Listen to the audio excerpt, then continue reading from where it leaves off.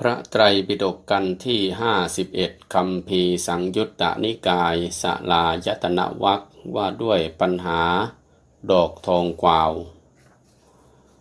ลำดับนี้ก็จะได้กล่าวคือที่พระมหานครแห่งหนึ่งมีบุรุษคนหนึ่งเป็นผู้ทรงไว้ซึ่งกลิ่นทั้งปวงเป็นมหาพราหมณ์เป็นบัณฑิตอยู่ที่พระมหานครนั้นในคราวนั้นบุรุษโรคผอมเหลืองคนหนึ่งซึ่งอยู่ที่ประตูบ้านทางทิศตะวันออกแห่งพระมหานครนั้นได้ไปหาหมอคนนั้นไหว้แล้วก็ยืนอยู่หมอคนนั้นจึงถามว่าท่านมาโดยธุระอะไรบุรุษนั้นตอบว่าข้าพเจ้ามาด้วยข้าพเจ้าเป็นโรคขอให้ท่านบอกยาแก่ข้าพเจ้าด้วยหมอนั้นจึงว่าถ้าอย่างนั้นเธอจงไปตัดเอาต้นทองกวาวมาตากให้แห้งเผาให้ไหม้กรองเอาน้ำด่างมาประกอบกับยาโน้นแล้วทำเป็นยากินเธอก็จะหายโรคบุรุษนั้นได้ทำเหมือนอย่างนั้นโรคก็หายกำลังก็ดีมีร่างกายผ่องใสดีต่อมามีบุรุษอีกคนอยู่ที่ประตูบ้านทางทิ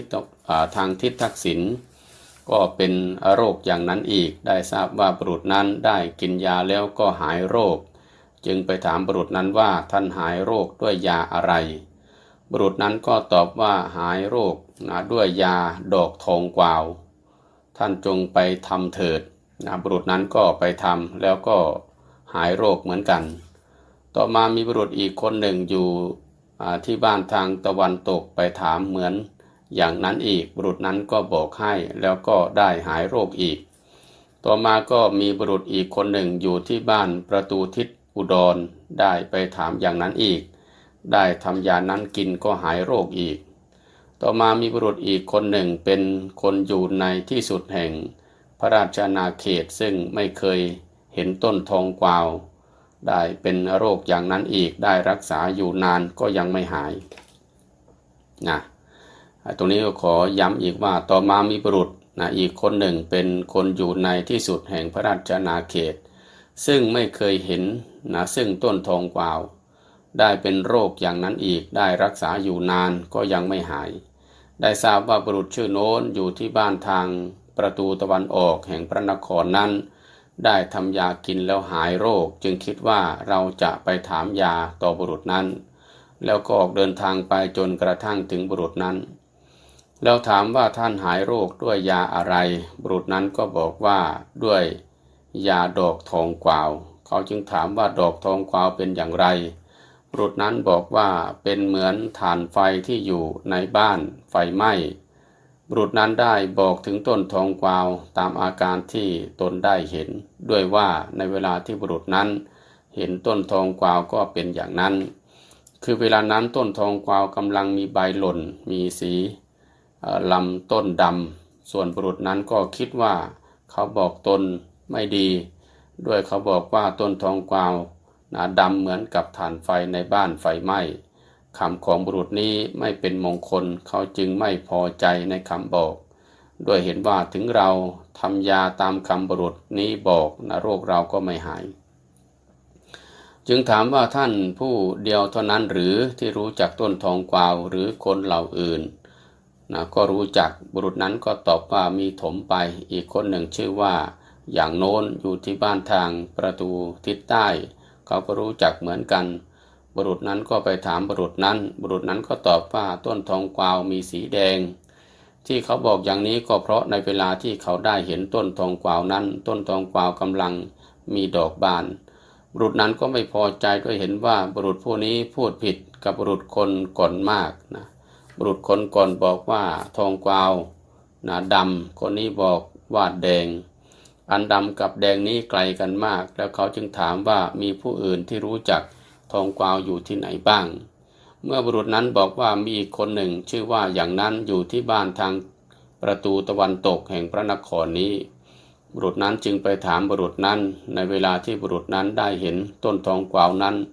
ต้นทองกวาวกำลังมีผลห้อยเป็นพวงเหมือนกับพริกไทยหรือเหมือนกับฝักเป็นฝักมีดที่บุคคลถอดห้อยลงหรือเหมือนต้นจิกที่กำลังมีผลห้อยลง บุรุษนั้นก็ไม่พอใจอีกจึงถามผู้อื่นที่เคยเห็นต้นทองกวาวมีอยู่ที่ไหนบ้างเมื่อบุรุษนั้นบอกว่ามีอยู่ที่ประตูบ้านทางทิศเหนือมีชื่อว่าอย่างนั้นเขาก็ไปถามบุรุษนั้นอีกบุรุษนั้นตอบว่าทองกวาวมีใบหนามีเงาทึบที่เขาบอกอย่างนี้ก็เพราะเวลาที่เขาได้เห็นนั้นต้นทองกวาวกำลังมีใบหนามีเงาทึบบุรุษนั้นก็ไม่พอใจอีกจึงถามว่าท่านรู้จักทองกวาวโดยลำดับท่านเองหรือว่ามีผู้บอกท่านบุรุษนั้นก็ตอบว่าโดยลำพังเราจะรู้อะไรเรามีอาจารย์ที่เป็นหมอนักปราชญ์อยู่คนหนึ่งซึ่งอยู่กลางพระมหานครเราได้รู้เพราะอาศัยท่านบุรุษนั้นจึงว่าถ้าอย่างนั้นข้าพเจ้าจะไปถามอาจารย์เองว่าแล้วก็ไปหมอนักปราชญ์นั้นก็บอกว่าถ้าอย่างนั้นเธอจงไปตัดเอาต้นทองกวาวมาตากให้แห้งเผาให้ไหม้แล้วก็แช่น้ำด่างมาประกอบกับยาอย่างนี้แล้วกินโรคของเธอก็จะหายบุรุษนั้นก็ทำตามที่บอกแล้วก็หายโรคมีร่างกายผ่องใสไม่เป็นโรคผอมเหลืองในถ้อยคำที่แสดงมาแล้วนี้ควรทราบว่าพระนครคือนิพพานเปรียบเหมือนกับพระนคร